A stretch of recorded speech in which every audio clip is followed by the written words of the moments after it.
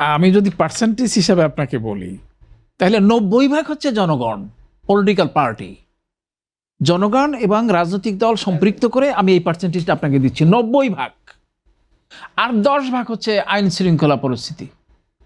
তো নীতিগতভাবে যদি সিদ্ধান্তটি বিরূপ হয় তাহলে পরে সমাধানের কোনো প্রশ্নই আসে না। যেমন আপনি যদি ওই যে 2014 সালে যে নির্বাচন হয়েছে সেটি হচ্ছে বিনা ভোটের নির্বাচন, 2018 সালে রাতের ভোট দিনে হয়েছে, 2024 সালে এই দামি ভোট হয়েছে। এইরকম সিদ্ধান্ত, নীতিগত সিদ্ধান্তকে মোকাবেলা করার মতো শক্তি, সাহস, সামর্থ্য বা পদ্ধতি কিছুই নেই, কিছুই হয়নি। সহিংসতা হয়নি, কিন্তু সেটি নির্বাচন হয়নি।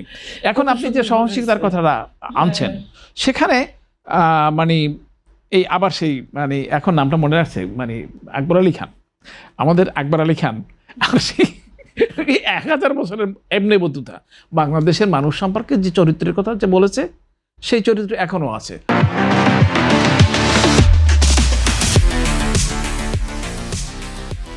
অর্থাৎ সুবিধাবাদী, প্রতিহিংসা পরায়ণ,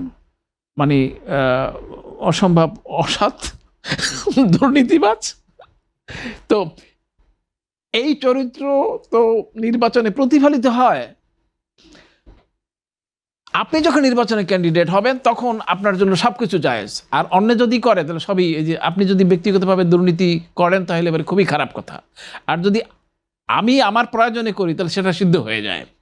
তো বাংলাদেশের এই জনচরিত্রের পরিবর্তনের জন্য আমাদের লং টার্ম কর্মসূচি নিতে হবে, সেটা তো নেওয়া সম্ভব না।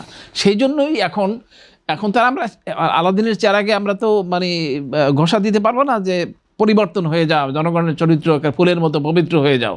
তো সেই জন্য এখন আমাদেরকে আপনার ওই পয়েন্টটা গুরুত্বপূর্ণ যে আইন ও শৃঙ্খলা বাহিনী প্রয়োজন, যে সোজা হয়ে দাঁড়াও, লাইনে দাঁড়াও, মারামারি, কাটাকাটি, ফাটাফাটি ইত্যাদি করবে না, সেটা একটা শক্ত অবস্থান। কিন্তু সেখানেও আবার একই কথা, যে রাজনৈতিক দলগুলো যদি সিদ্ধান্ত নেয়, রাজনৈতিক স্থানীয় নেতৃত্ব যদি সিদ্ধান্ত নেয় যে এই ভোটগুলো, এই কেন্দ্রের ভোট আমার পক্ষে আসবে না, সুতরাং একটা পরিবেশ, একটা ভীতির পরিবেশ সৃষ্টি করব যাতে প্রিজাইডিং অফিসার আমার কথা শুনতে বাধ্য হয়, এই মানসিকতাটা আমাদের মধ্যে আছে, এটা অস্বীকার করা